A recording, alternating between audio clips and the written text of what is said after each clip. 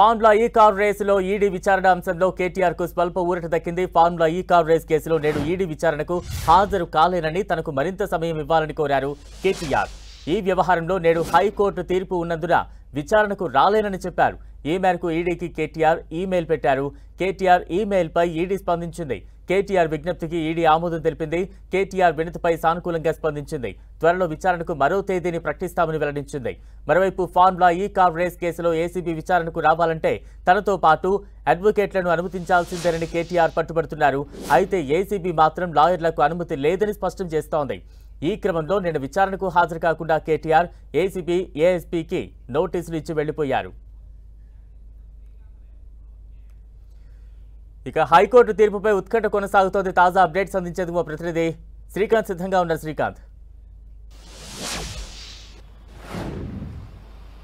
బలరాం, ఈరోజు హైకోర్టు తీర్పుపై అంటే ఏసీబీ కేటీఆర్ పై నమోదు చేసిన కేసుపై ఈరోజు హైకోర్టు మరి కాసేపట్లో తీర్పు ఇవ్వనుంది. ఉదయం 11 గంటల ప్రాంతం వరకు హైకోర్టు తీర్పు ఇస్తుందన్న ఒక అభిప్రాయం నేతల్లో వ్యక్తమవుతుంది. దీంతో పార్టీ శ్రేణుల్లో ఒక ఉత్కంఠ అయితే నెలకొంది. ఏసీబీ నమోదుపై ఏసీబీ గత ప్రభుత్వ హయాంలో ఫార్ములా ఈ కార్ రేస్ నిర్వహణకు గాను దాదాపు 46 కోట్ల రూపాయలు ప్రభుత్వ నిబంధనలకు అనుగుణంగా కాకుండా వ్యవహరించి పార్టీ అంటే గతంలో మంత్రిగా ఉన్న కేటీఆర్ నిర్ణయం తీసుకున్నారని, ఇందుకు సంబంధించి ఈ ప్రభుత్వం అంటే కాంగ్రెస్ ప్రభుత్వం ఈ ఏసీబీ విచారణ చేపట్టాలని ఆదేశించింది. ఈ నేపథ్యంలో ఏసీబీ ఎఫ్ఐఆర్ నమోదు చేయడంతో ఏసీబీ ఎఫ్ఐఆర్ను సవాల్ చేస్తూ కేటీఆర్ కోర్టుకు వెళ్లడం జరిగింది.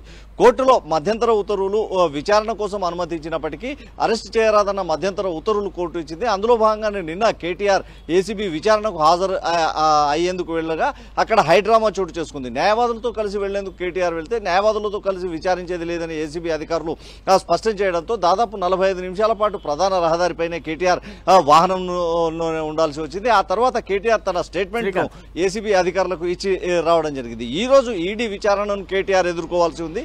ఈ రోజు ఈడీ విచారణ ఎదుర్కోవాల్సిన సందర్భంలో కోర్టు తీర్పు రిజర్వ్ చేసిన సందర్భంగా తాను విచారణకు హాజరు కావాలని తదుపరి తేదీని నిర్ణయించాలని కోర్టు నిర్ణయాలకు కోర్టు ఆదేశాలకు అనుగుణంగా తదుపరి తేదీ నాటికి తాను సిద్ధంగా ఉంటానని కేటీఆర్ ఈడీకి సమాచారం ఇచ్చారు. ఈడీ కూడా సానుకూలంగా స్పందించింది. బలరాం. శ్రీకాంత్, అంటే క్వాష్ పిటిషన్ సంబంధించి ఉత్కంఠ అయితే కొనసాగుతోంది.